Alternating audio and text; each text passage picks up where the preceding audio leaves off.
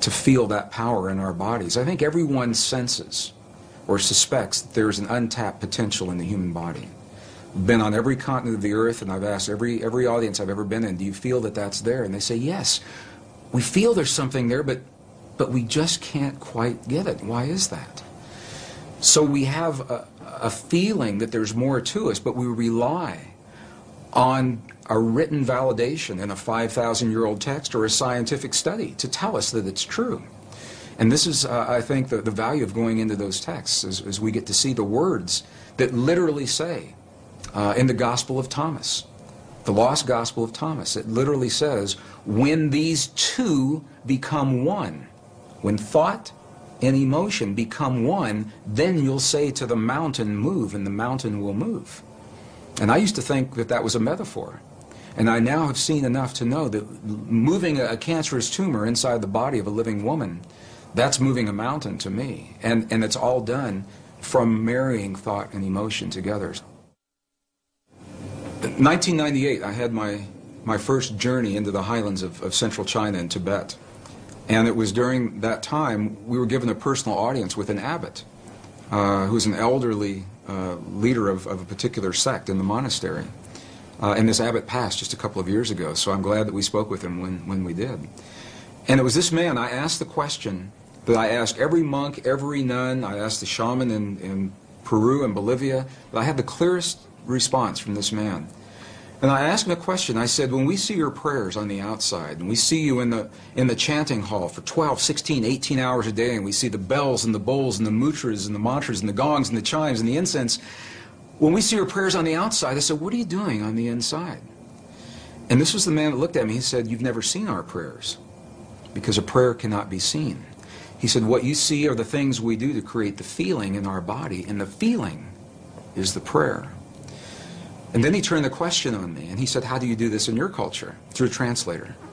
And I began to think about this and realize that when we lost the words in our most cherished spiritual traditions that tell us that feeling is a language that speaks to our bodies in this world, and we lost the words that validated that, we began to think that the words themselves were the prayers, and if we say, or the affirmations, and if we say those words the right number of times, the right time of day or the right time of year, that we've said our prayer or our affirmation, and then if it doesn't work, we get frustrated and we say, well, my prayer didn't work, or my affirmation's not working for me, because we lost the link with feeling and emotion.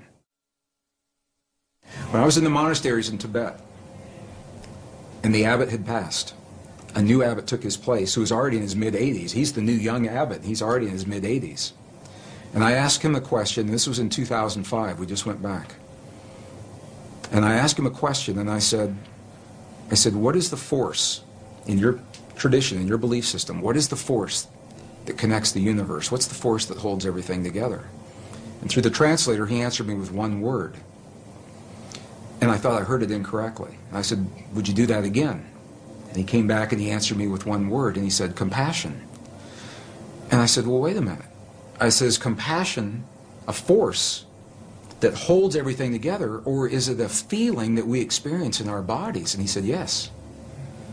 And that was very powerful for me to understand that, because it says that we have the ability to feel in our bodies the stuff that holds this universe together. And we're really not so different from those quantum particles in the stars beyond us, or in the tumor that's in front of us, in the suffering of our loved ones, or in the peace between the nations. It's all part of the same thing. The challenge is to make it more than an intellectual exercise. How do we know we're part of all that is? One of the ways that helped me come to that realization, there was an experiment that was done in 1997 in Geneva, Switzerland. Made world headlines. 3,500 reporters from the science journals were there. They documented this experiment, and it didn't make the cover of Time magazine or USA Today, although I think it should have. And what the experiment showed, the bottom line, was that when you take the stuff our world is made of, a particle of matter, one particle, and even if you split that particle and send each portion to different locations, which is what this experiment did, they split one particle of matter and sent one particle 7 miles this direction, the other 7 miles that direction. They were 14 miles apart, and even though they were separated physically, they were still connected energetically. So that when one particle had an experience, they would disturb one particle, the other one acted like it was having the experience. Sometimes the other one would act like it was having the experience before the scientist even disturbed the first particle. And it's mind-boggling. He said, well, how can this be? But what this tells us is that once matter is physically joined, even when it becomes separate, the energy is still there that's connecting it. And this is why it's important to me, because if we go back far enough in time, all the particles of matter of this entire universe that are expanding were all meshed together in a single particle about the size of a green pea, is what scientists tell us today. It's what the computer models suggest. That if you could go into the universe today and take all the particles of matter and take out all the space in between and bring it together and compress it into a size of a single green pea, it means that you and me and every one of our listeners, we were all once part of that same particle that creates this whole universe today. And even though those particles are now separate and expanding, and the studies show that they are, energetically we're all still linked. When we lost the information telling us we're a part of all that we see, we found ourselves on a very technological path without the wisdom of us being in the equation. So we thought that's the world out there and that we're separate from that world. Now what's happened is our technology has come so far that our very existence is threatened by the technology that we've developed, whether it's the wars or the viruses or the climate change. So I believe we've come full circle now to survive our time in history. We've got to write ourselves back into the equation. Our prayers, our affirmations, our beliefs, our language.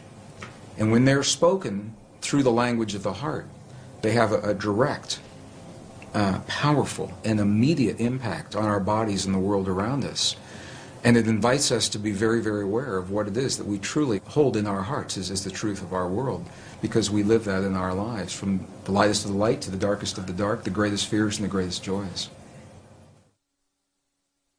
What we're beginning to understand is that human emotion and feeling and belief is literally a language. It's a non-verbal language that this field recognizes and understands.